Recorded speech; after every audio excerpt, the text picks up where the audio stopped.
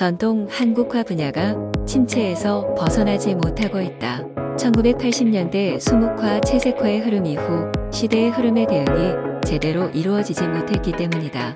1990년대는 포스트 모더니즘 흐름에 맞추어 일부 작가들의 소재와 재료의 실험들이 시도되었으나 서양 선진 미술 문화의 흉내만 내고 말아 한국화로서의 전통에 대한 정체성 확립이 이어지지 못했고 새로운 대안도 내지 못하였다.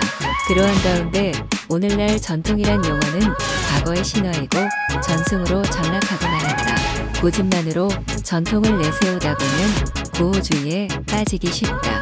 전통이라는 것도 현실 속에서 구체적이지 않아 과거의 시대적 변화와 현실 속에서 만들어진 이데올로기로서 존재할 뿐이다.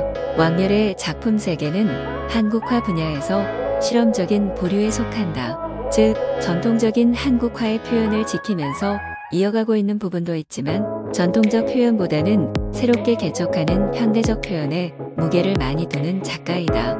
근래 들어서는 전통과 현대가 대립적 개념임에도 이를 융화시켜 두 개념을 뛰어넘는 새로운 표현을 위해 실험하고 연구한다. 이는 한국화, 서양화, 조각, 설치 등의 장르를 넘나드는 작품 표현에서 나타난다.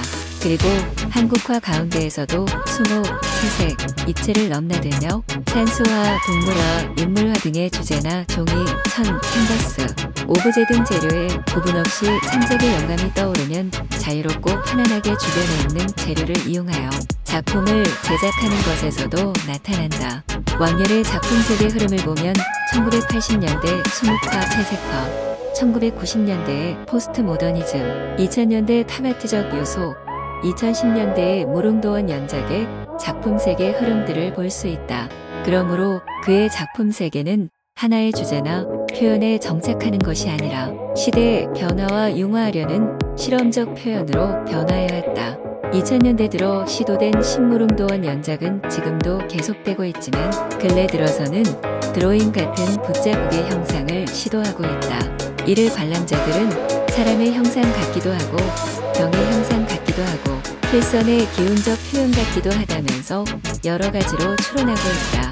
붓자국은 힘차게 그어진 것도 있고 부드럽게 또는 점과 같은 형상도 있으며 자유로운 붓놀림에 의한 것도 있다. 이 붓질과 붓자국은 어떤 형상을 그리기 위해 그어진 드로잉 선과 같은 시도인 것이다. 신무릉도원 연작들은 무릉도원을 모티브로 하여 상상적 이야기를 그의 시선으로 해석했다면 근래 들어 제작되는 붓질에 의한 선의 표현들은 그림을 그리는데 있어 시작 부분인 드로잉과 같은 붓질의 흔적에 대한 탐구를 조심스럽게 시작한 것이 아닌가 생각된다. 즉, 무겁고 두터운 붓자국의 자유로운 표현은 동양화와 서양화라는 개념을 떠나 그림을 시작하는 드로잉의 개념으로 시도하는 것처럼 보이는 것이다. 대개 드로잉은 그림의 형태를 그리기 전에 선으로 긋는 것을 말한다. 즉, 드로잉은 연필이나 붓, 펜 등을 표현 재료로 하여 점, 선, 면을 시작으로 하여 그림을 그리는 방법을 말하는데 그림의 시작이며 그림의 근원이며 그림의 본체라 할 수 있다. 동양화에서도 모필로 점, 선, 면을 시작으로 그림을 그리는데 왕열의 작품에서도 형태와 드로잉의 근원인 선을 이용한 작품을 제작하고 있는 것으로 보인다. 왕열이 그려놓은 드로잉 또는 붓질은 종이 위에 먹으로 그려내는 전통적 방법과는 다르게 색류 덩어리에 묵직한 선으로 무엇인가를 그려놓은 것 같기도 하고 붓의 흔적으로 붓자국의 물질 덩어리를 나타내는 것 같기도 한데 모필의 특성을 이용한 한 번의 필획으로 그려놓은 드로잉 같은 개념인 것이다. 즉, 형상이 이루어지기 전에 모필에 의한 붓질로 드로잉한 흔적의 작품을 제작해 놓은 것이다. 그러므로 그의 작품에서 붓질은 무엇을 나타내고 있는가? 붓질을 통하여 무엇을 나타내려 하는가?